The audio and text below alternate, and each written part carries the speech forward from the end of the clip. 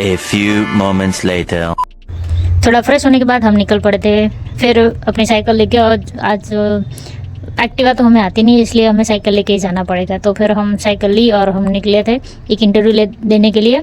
ये इंटरव्यू देना था, तो मैंने सोचा कि चलो अभी जा ही आते हैं। उन्होंने 4 बजे के बाद बोला था, तो 4 बजे के बाद हम निकल गए थे और देखते आगे कहाँ पे है लोकेशन। उन्होंने बोला है कि ये आपने जहाँ से कॉल किया वहाँ पे लोकेशन दिया हुआ है, वहाँ पे आ जाना। आ गए थे हरिनगर से आगे हमें जाना था।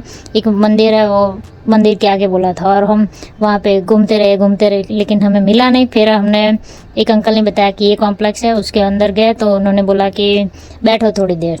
तो बैठे तो उन्होंने बोला कि अभी कल आना।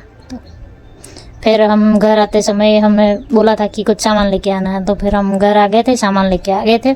तो मिलते हैं गाइस अगले व्लॉग में। Bye bye, tata, see you, take care, like share comment and subscribe.